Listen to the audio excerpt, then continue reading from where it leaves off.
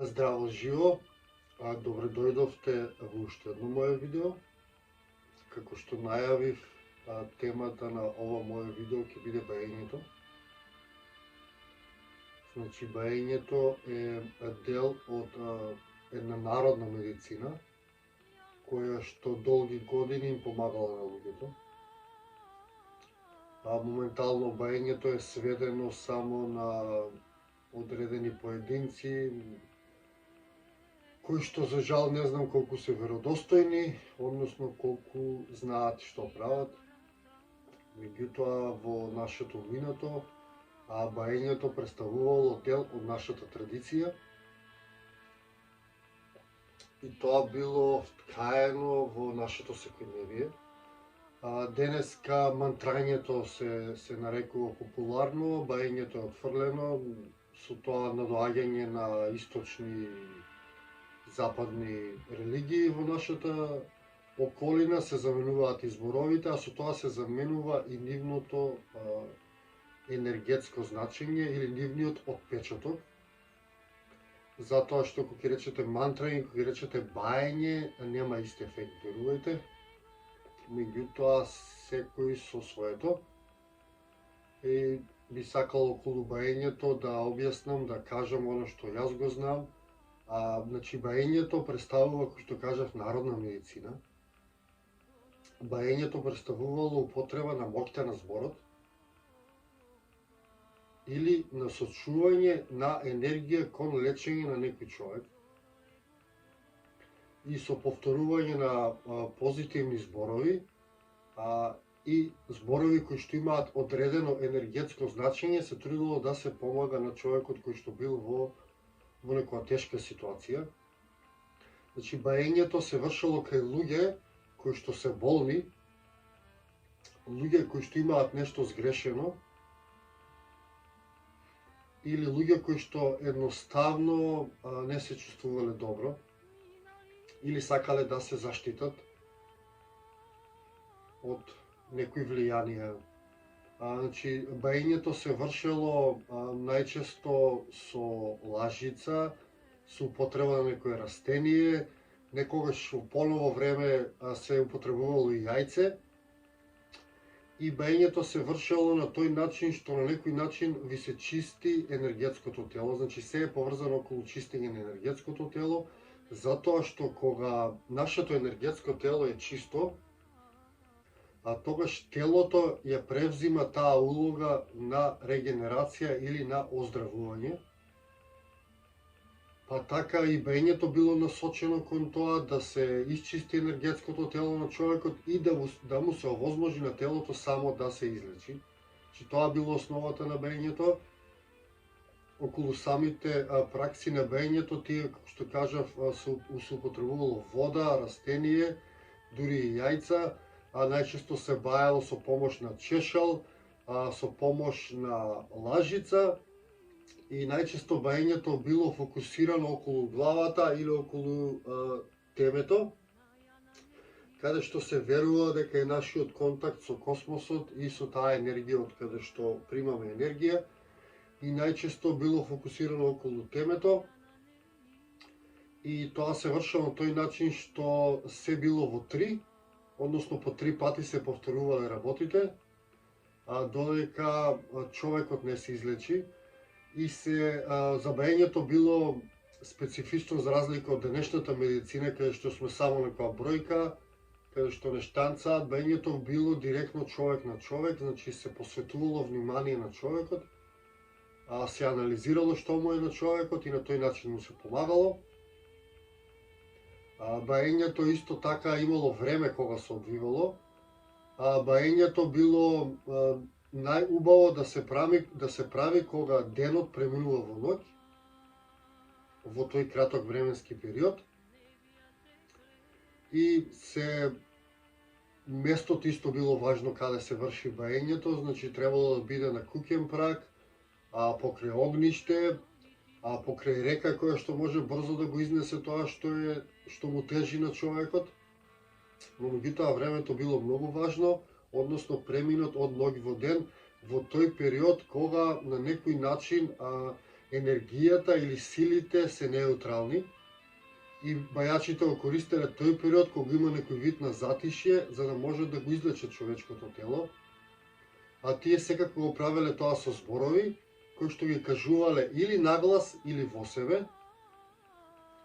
Меѓутоа тие зборови имале лековито својство и најчесто тие зборови се пренесувале само од човек на човек, односно баењето се пренесувало и тоа се вршело на специфичен начин, најчесто се вршело покрај река во близина на врба, каде што човекот кој што го пренесува знаењето се држал за врбата и другиот човек се држал за врбата и на тој начин дрвото било како медиум или преносник на тоа знаење и на некој начин гарант дека тоа знаење ќе се употребува само за лечење, затоа што при пренесувањето на баењето или на тие тајни зборови се барало од човекот да го употребува тоа баење само за лечење или само за добро, и при тоа тој тоа баење морал да го прави без да бара нешто за возврат. Доколку бара нешто за возврат, тоа баење или таа моќ која што има на некој начин ќе му биде одземена и тој нема да може да продолжи со баењето. Бајачите тоа си го земале доста сериозно и голем дел од бајачите својот живот го поминувале во правилен начин на живот, односно живот без наштетување на никој, без правење на гребови, затоа што тоа било една од основните работи кои што треба да ги прави еден бајач за да биде успешен. Значи, колку има почист живот бајачот, негрешен живот, тогаш толку неговиот збор ќе биде помоќен, неговата енергија попродорна и тој ќе може да лечи. Бајачите често помагале и на деца, тие имале метода со која што ги успивале децата, а тоа тие додека им баеле на децата се прозевале и на тој начин децата полесно заспивале и полесно примале таа информација која што им е дадена, односно тоа лечење. Баењето е карактеристично во Македонија посебно докај Втората светска војна, значи многу од тие работи наши енергетски, мистични завршуваат пред почетокот на Втора светска војна. По завршувањето на Втора светска војна на некој начин светот се менува и тие работи полека се тргаат настрана. Има еден специфичен бајач кој што мене ми е многу интересен, кој што го најдов во некој документарец, при тоа и истражив од некои луѓе кои што го знаеле. Тоа е бајач кој што лечел од змија, кој ќе биде апнат некој човек или некој животно, тој го лечел. Меѓутоа имал специфичен начин на баење, односно тој сите луѓе што доаѓале кај него им кажувал дека тие не се апнати од змија и дека се апнати од некој пајак или дека се апнати од некоја змија која што не е отровна и немаат никаков проблем и дека не е ништо тоа. И тој, верувал или не, имал голем процент на успешност.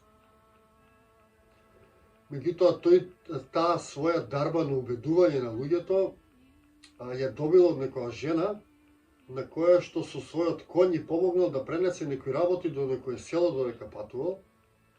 И таа му кажала во месец април или мај, кога змиите се парат, тој да најде змии кои што се парат меѓу себе, односно кога змиите се парат, тие се во клопче, споени една со друга, и тој треба да сврти 3 пати околу змиите, и после тоа тој ќе има моќ да лечи, односно да ги убедува луѓето дека не им е ништо на некој начин. И тој мене пример за баење ми е многу специфичен, затоа што кога иделе луѓето кај него, тој дури низ шега им кажувал што си дошол ова, не ти е ништо. И дали тука се јавува моќта на подсвеста, дали енергијата која што тој човек им ја давал, меѓутоа тој успело да ги лечи и од угоди од змија дури, што укажува на тоа дека баењето било прифатено и било распространето кај луѓето, тие доаѓале кај бајачи од секакви работи и голем дел од нив имале позитивно искуство. За модерните бајачи денеска не знам многу, А тоа што го истражив е повеќе насочено кон минатото и на некој начин е вметнато во фолклор. И иако имам слушнато дека има модерни бајачи, многу ги немам истражено, се фокусирав на таа традиција и заклучив дека тој дел од нашата народна медицина е вмрежен во нашиот ген и јас го прифаќам на некој начин и верувам дека имале моќ да помагаат.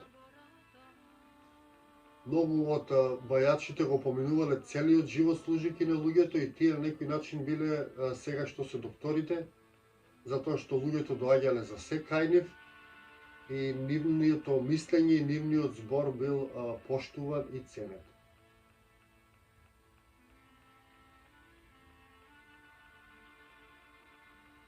Интересно што ми остана од сиот тој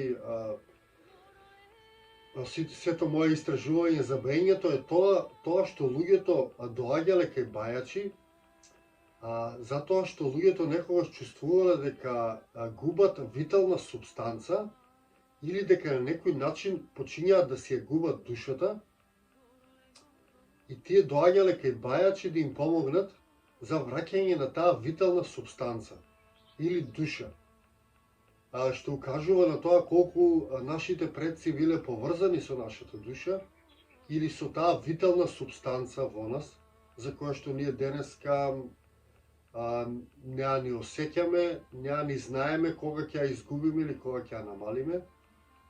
Тие верувале дека кога ќе се случи некоја голема травма или некој голем шок и стрес, тогаш таа витална субстанца почиња да се губи или таа душа, и тие оделе кај бајачите да им помогнат да ја повратат таа витална субстанца или душата.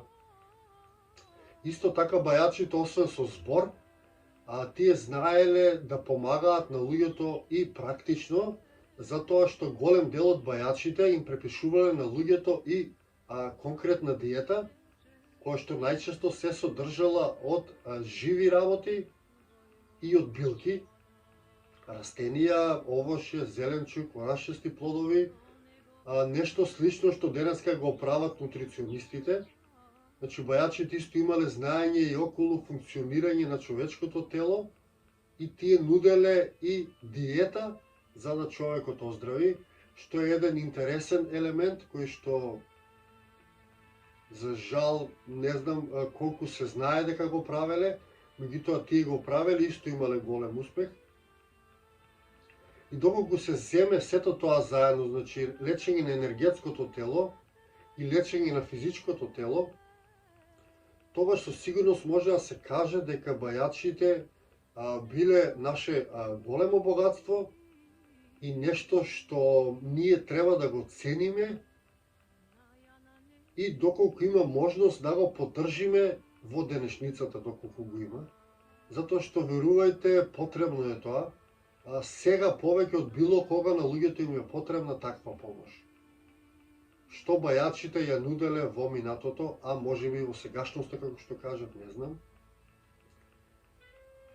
Меѓутоа, јас ќе истражам и за сегашните бајачи, можеби ќе посетам некој, иако лично сум скептичен околу денешните бајачи, затоа што исто така бајачот треба да живее, или секој човек кој што се занимава со духовност, треба да живее на некој одреден правилен начин и токму тоа го прави тој човек способен да им помага на другите луѓе.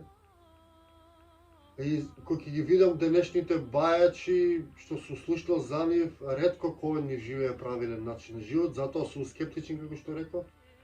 Меѓутоа ќе се потрудам да посетам некој и да ви го пренесам моето искуство. Ова е само некој вовет во нашата древна пракса наречена бајање. Се надевам ве заинтересирав малку. Се надевам дека и вие малце ќе копате низ нашето минато и во нашите корени и мислам дека токму таму ќе го пронајдете тоа што го барате. толку за ова видео од мене, да не должам многу. Повеќе во некој наредно видео или во некоја наредна прилика. Ви посакувам секое добро и се гледаме овака на видео или низ нашата преубава Македонија. Поздрав и секое добро!